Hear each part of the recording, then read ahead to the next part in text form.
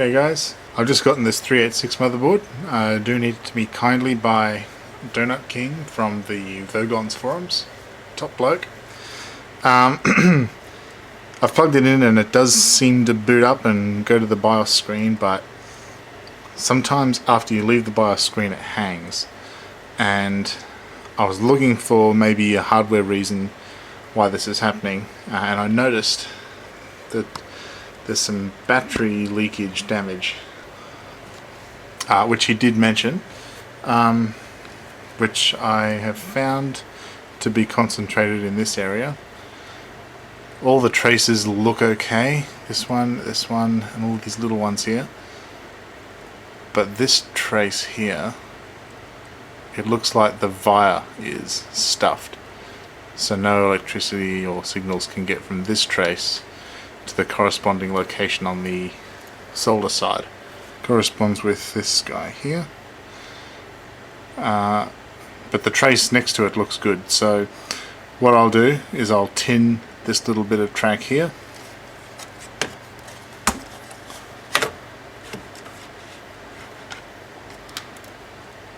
and this little bit here, and then I'll poke a little bit of wire through the hole, solder on both sides, and see if it solves the stability problems. I've also got a battery here which I'm going to attach. It's a known good battery and it'll save me a bit of fluffing around while I'm testing it out. Okay, go time. Looks like some of the coating's getting into it there, but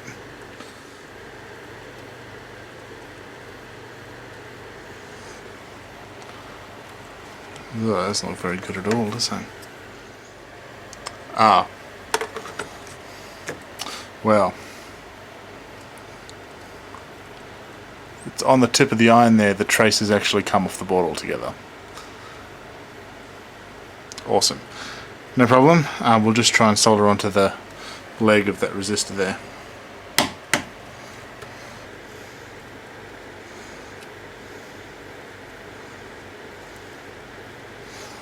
Okay, so I've got this little piece of lead tinned. Gonna poke it through that little hole and solder it to that side of that resistor there.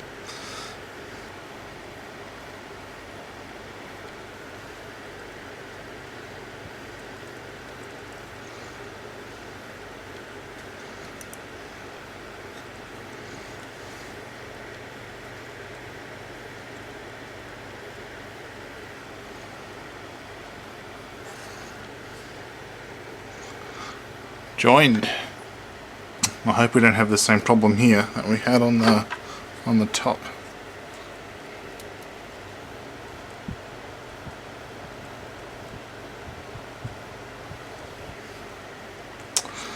Much better. Just tin the lead a bit. We'll cut it down to length. Push it down.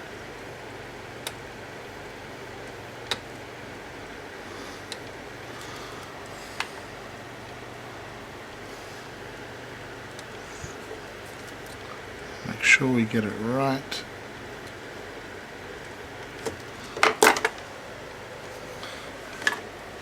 Heat it up a little bit.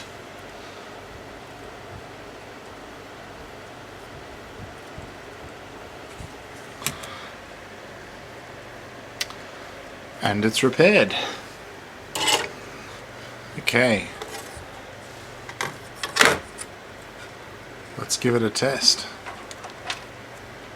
I've just connected it to a power supply that's inside this case here. Also inserted an ISA video card, plugged it into a monitor. So I'll connect up a keyboard.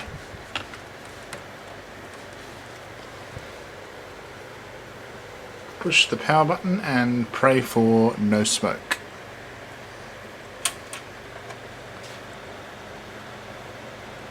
Alright, sounds good. Smells fine, like nothing.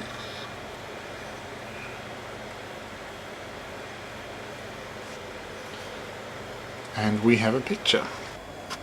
So I'm going to push F1.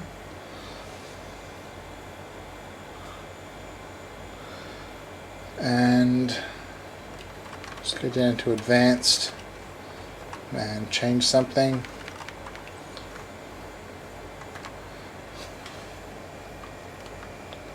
Quit.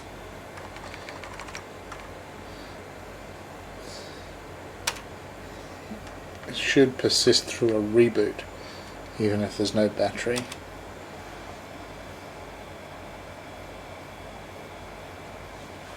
This is good. It hung up at this screen last time I tried it, so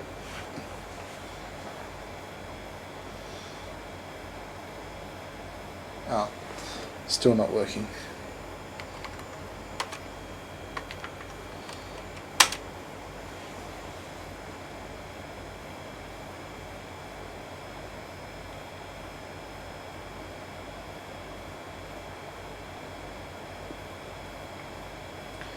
And now there's nothing. Alrighty. I've soldered some wires onto the battery points. Connected them to the battery there. It wasn't quite the right length, so I couldn't solder it in directly. And also I replaced the RAM with some known good RAM.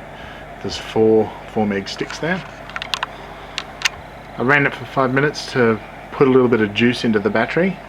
They're nickel metal rechargeable batteries, so they don't stay charged forever. And it seems to be behaving properly now.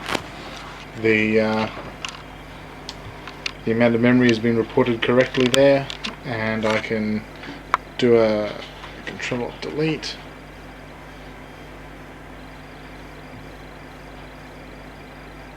And it behaves correctly. I've done Control-Delete about 10 times now, and it's come through correctly every time, which is great. Obviously, I can even short the reset switch.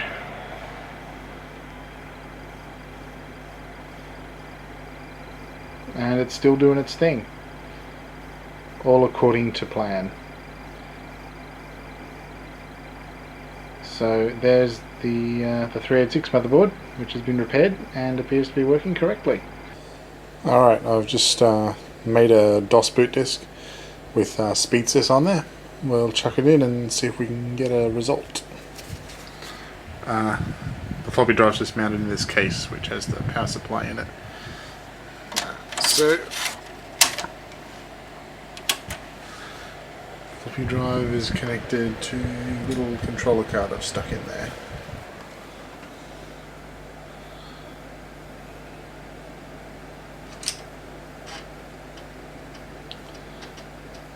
It boots.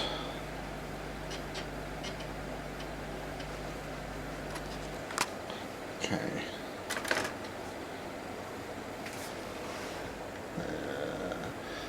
Typing with one arm, so bear with me. S.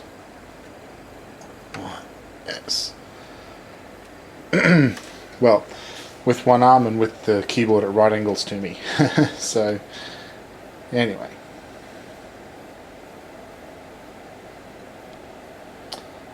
Focus, damn you.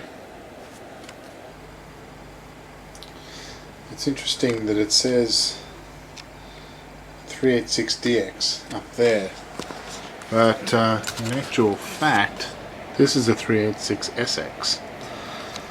So it'll be interesting to see what the performance benchmark says. It says it's on par with the 386DX40. Interesting.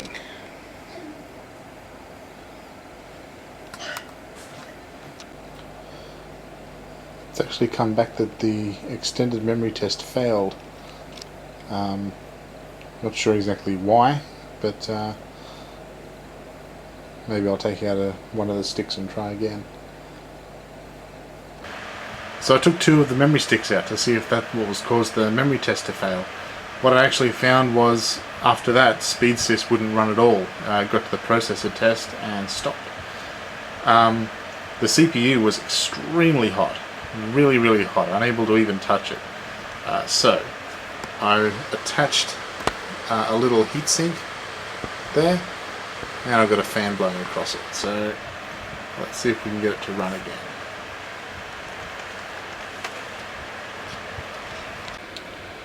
Okay, it still failed, but it completed. So let's pull out a stick and see if it passes then. Alright, well, I've got the 8 megs in there. It did pass once in 3D in SpeedSys, but I can't figure out how to get it to go again. It keeps stopping at the CPU test. I have no idea why. I thought it might have been the heat, but having the heatsink there has made it more stable. Like it gets through to DOS 100% of the time now. It was a bit erratic before, even with that trace fixed. So, but I have got 3D Bench, which I'm going to try now. 3D Bench.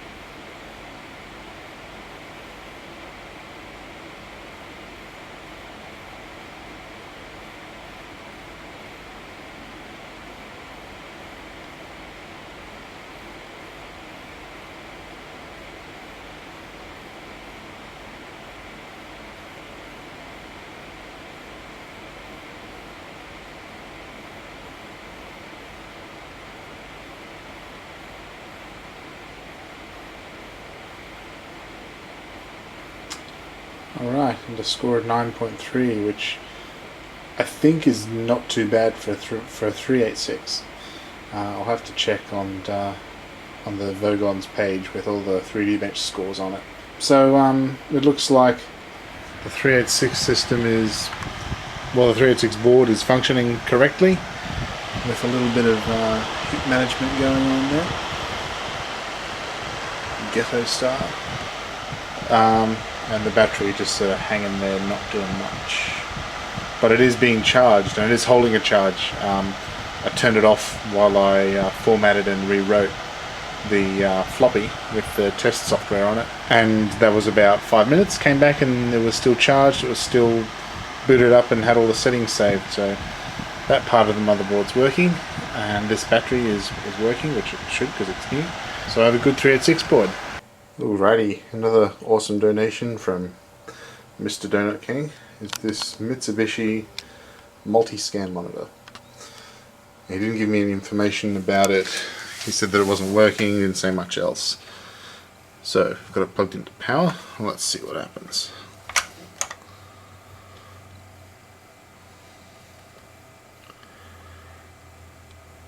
Okay. I can't hear the high frequency. Look around the back.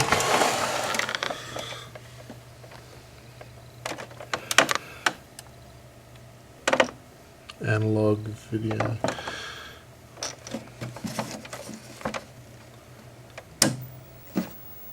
There we go.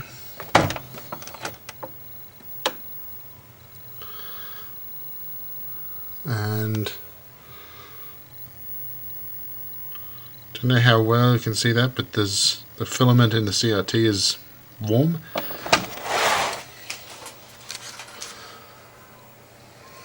don't seem to be getting any raster from it. Let's crack it open. So just before I take it apart, thought I'd grab a composite signal and just pump it into the BNC port on the back and just see if we get anything at all.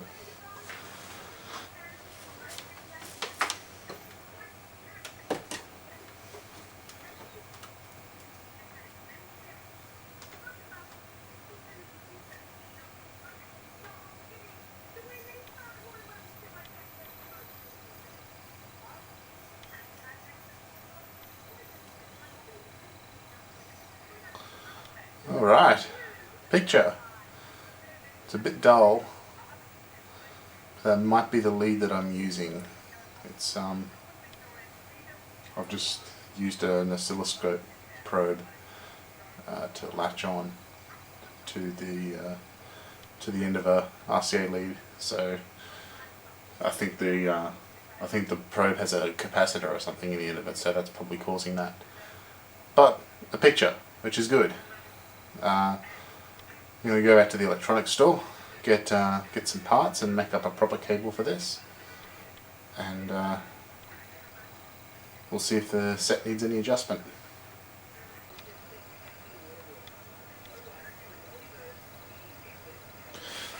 Okay, I've got a cable, a proper cable with a BNC plug on the end, and quite a good picture actually, but still a little bit dull, so we'll still crack it open and have a look inside. Maybe it's just a few worn out capacitors that need replacing. So let's go ahead and do that. Okay, I took the monitor apart. Everything looked okay, so I just tweaked the screen adjustment on the flyback there, and the pictures come up quite nice and bright. So this is a good monitor. It probably still needs some adjustment. The black levels don't seem as dark as they could be. Alright. I don't know how well this is going to show up on camera, but this area is actually supposed to be black. That means that the guns in the CRT are being driven too high. So, I'm going to adjust G1 slightly. Do this without killing myself.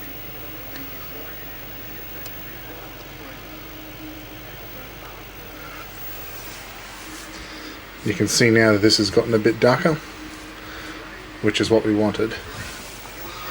So tweak that. Let's tweak that just a bit more.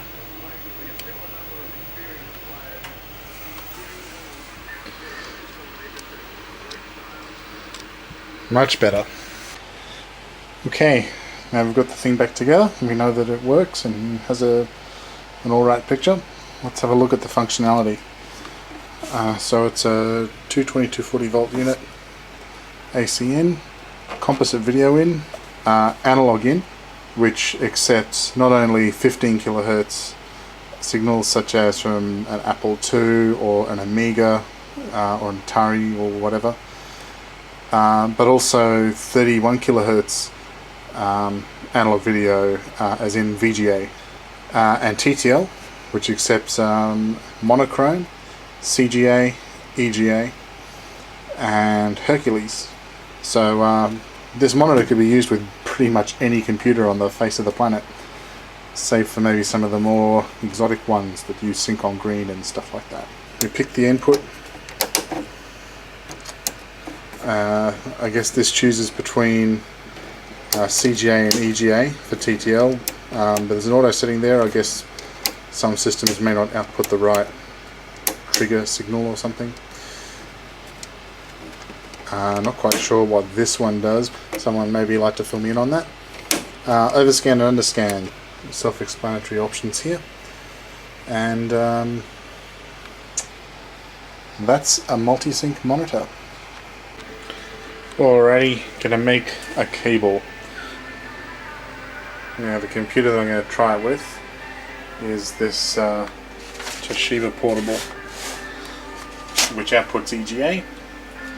So I'm going to make the TTL cable up. Right, made up the cable. It's just 9-pin male to 9-pin male, 1-to-1 pin mapping. Got my Toshiba portable powered up here. I'm going to toggle it across to this monitor. Hopefully nothing blows up. Function home. hold function end. Ta-da!